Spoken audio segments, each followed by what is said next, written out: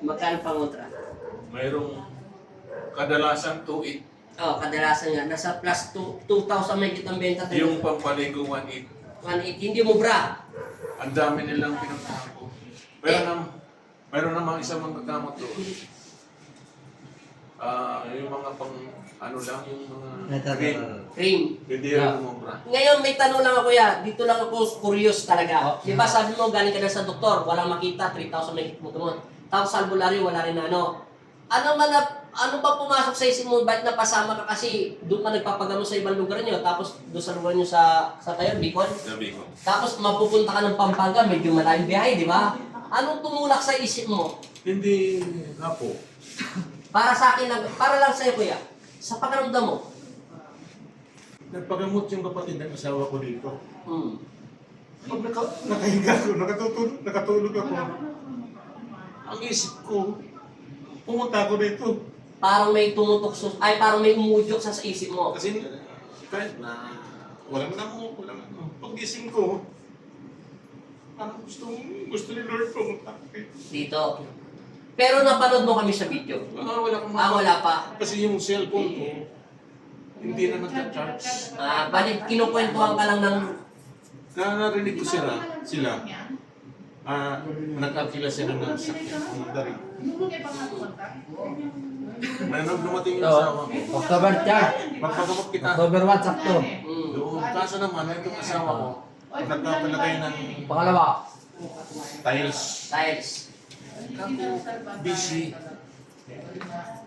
Meron ka akong pagkakataon. Na pumunta sa Pampanga. Pumunta doon. Pupuntahan ko muna ako si Manay Dilig. Yung nanay niya. Ngayon, nag-usap sila. Nung inatid ko na yung asawa ko dito sa Manila, tinabagan niya ako. Papunta na kami. Noong October 1. Yung October 1. Kasi noong October So yung matutulog ka, ang pinapasok sa'yo ng Pong Nazareno, pumunta ka rito. ang pag natutulog ako, magigising ako. Pupunta ka sa Pampanga. Yun lang ang sinasabi. Sa panaginip. Sa panaginip. Pero ano siya liwanag? Walang ilaw kasi pag natutulog ako. Hindi, ang ibig sabihin, kahit wala siyang ilaw, napapansin mo ba maliwanag sa isipan mo? Parang yun lang ang pumapasok ko isip ko. Pero hindi ka ba nagdasal na tungkol kay Papa Jesus na hanapan mo ako yung sinabi ng kain niya o pumapasok lang sa isip mo? Ang dinadasal ko lang, Lord Jesus Christ, my God. Sinabi mo sa iyong salita, isa man o tatlo, nasa harapan kita. Linisin mo ko. Ngayon, nung naiyak ako, ngayon, naririnig ko na sa panaginip ko. Pupunta ka ng Pampanga. Pumunta ka ng Pampanga. Kasi nagulat kasi ako kanina, nililinis kita. May malakas na spiritual na nagmumula sa puso ko at pumunta sa kamay ko. Parang malakas na hangin na tumatakbo ng 100 o 80 kilometers. Galing mo kay Kristo. Nagulat ako na wala ng power. Ibig sabihin, ang Diyos ang nagpagamot na siya na mismo gumamot talaga sa lahat. Tinapos niya na. Ibig sabihin, lahat yan nakapasa ka sa pagsubok. Kaya, yung katawan mo, nawala yung mga galis-galis. Kasi una, hindi mo kinaya, di ba?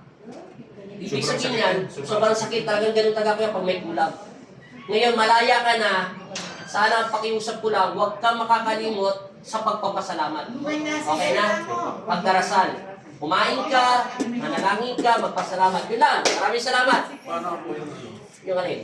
nung unang punta ko rito, yung sabi na, Pag tinapos na ni Kristo ngayon, automatic lahat tapos. tapos na. Wala na yan, hindi na mabalik. Kasi malinis na yung paa mo eh. Wala nang kaliskis, wala nang mga nasa akin kasi muna mong video. At saka alam mo naman yung tsura mo dati, pumunta ka dito, di ba? Layo. Ang layo. Tingnan mo yung mukha mo ron, no? Layo. Oo, October ang layo. Akin nagkakaroon ng cellphone. Nasa akin yan eh. Tingnan mo. Kaya kita pinakuha na ng video kasi puputol-putulin ko na lang masyadong maba to. Tingnan niyo po yung mukha niya.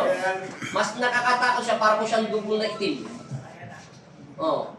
Pero ngayon okay na. Lahat po yung paa niyan. Naglalaro-laro pa nga ako dyan eh. Okay na yan kuya. Boss! General! Tapos narinig mo lang. Narinig ko lang. Pero hindi mo pa ako nakikita actually sa video. First time ko nang pumunta kami rin. Yung nagpakita ng mukha ko. Ano nasa isip mo? Mukhang bata pa yung manggagamot. Siyempre, first time mo nakita ko dahil lahat ng pinagkagamutan mo, puro matatanda eh. Mayroon ding isang bata. Pero anong tingin mo sa akin doon sa kanila? Yung sa akin, parang hindi siya manggagamot, tawa-tawa lang siya. Doon sa... Hindi, lahat. Simula doon sa pinaggamutan mo, marami ka namang gagamot, pati doktor. Siyempre, medyo siguro bata pa yung mukha ko sa kanila. Anong pinagkaiba ng tingin mo sa akin sa kanila? Sila seryoso. Seryoso, Ikaw, nagpapasaya.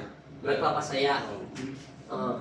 Kasi nagulat ako kanina, nung nagdarasal ako ng gano'n sa isip ko, biglang may hangin na parang gano'n din sa Pong Nazareno, parang kang hinipan. Pinatalsik niya lahat yung sakit mo. Kasi nagulat ako, nawala yung power. Siyempre alam ko na yung Diyos na nagawa niyo. Kaya pininto ko na. Kaya ang pakaramdam mo, biglang lumiwanag, di ba? Lalo lumiwanag. Yun na. Yung isang nagagamot sa akin ako, yung mata ko parang kidnap. Ito na-apektawan nga yung mata ko. Anong parang gila? Parang ilaw, parang mainit. Ay, lumalaban yung makukulang. Parang yung mata ko, naapektuhan nga eh. Nung maapektuhan na to,